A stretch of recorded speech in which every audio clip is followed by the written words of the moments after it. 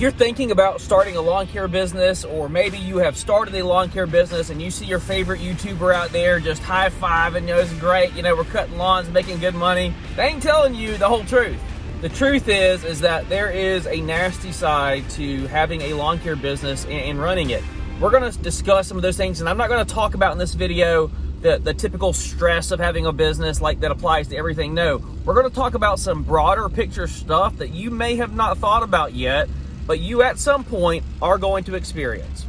Okay, the first thing that you are going to have to understand, in the beginning, it will be very exciting. You are building something, you are creating something, you are making probably more money than you ever have. And there is this energy behind what you're doing, like there really is. But here's what happens. You end up making it.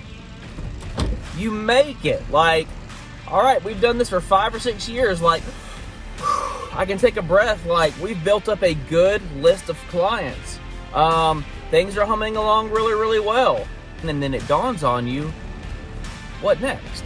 Guys, that really is something that you are going to have to contend with at some point. There, again, is this motivation and this energy in the beginning of what you're doing. But then once you finally get to a point where you've settled in, it's kind of like, what do you do next? What happens next? Do you take a step back and just kind of coast? And then you have, 15 to 20 more years of mowing grass? Like, let's talk about that.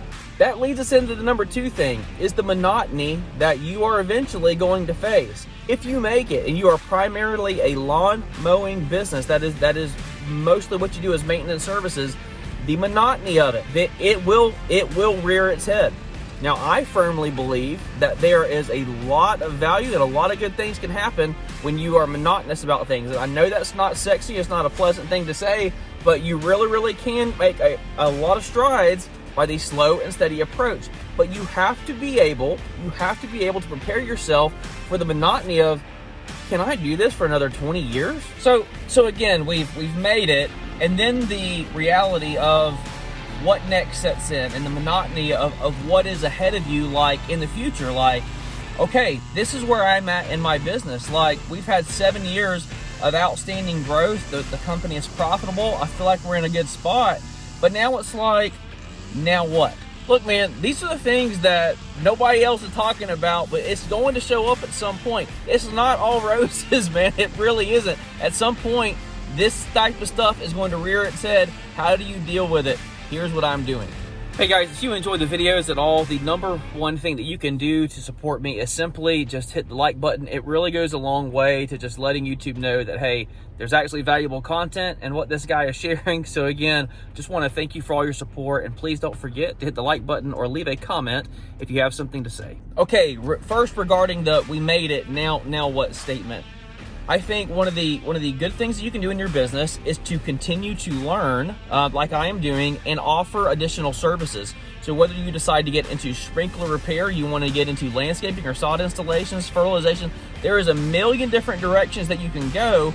So I would encourage you to not pigeonhole yourself just into one service and then think to myself, oh my God, I've got 15 to 20 more years of doing this. Like, oh, this sounds horrible.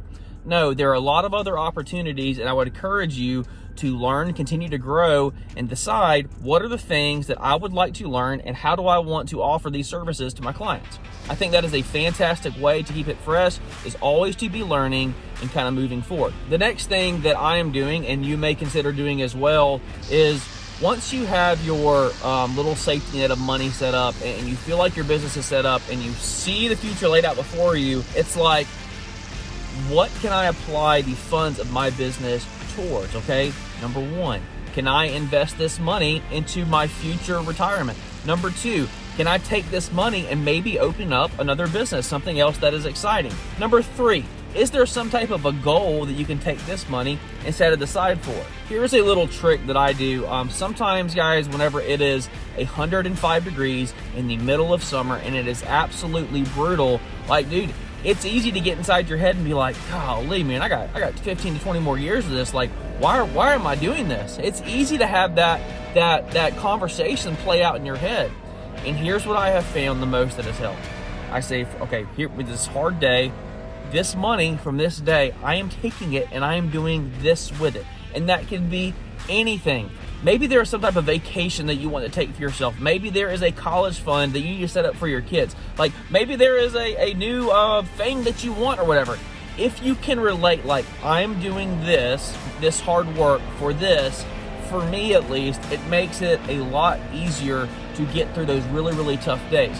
If you're just in the mindset of grind, I'll pick my head up at the end of the season and see where we are, man, that is a really, really tough way, and it's very easy to get burned out that way. I would really encourage you to say, okay, hey, I'm having a really tough day. Why the H am I doing this? Why? What is my why? And here's the thing, guys. It doesn't have to be some super passionate, like, it doesn't have to be the bull crap. Sometimes it can be as shallow as, because I want to make $10,000 in profit at the end of this month, and I'm going to do X, Y, and Z with that money because I friggin' deserve it. Sometimes that's what it takes to get you through those tough days. I would encourage you to take that mentality and say, all right, why am I doing this today? And again, you can break it down to something as simple and as shallow as that. You are going to make it in this industry. If you do good work and you show up and you do the right things, you're going to have this excitement out of the gate. And it's going to be wonderful. And then you are going to make it. And then you're going to be tasked with the question of now what? This is the most important thing. How do I have staying power in this industry? How do I not burn out? How do I not look around and say, oh my gosh, I got 20 more years of this? I don't want to friggin' do this for 20 more years. No, stop.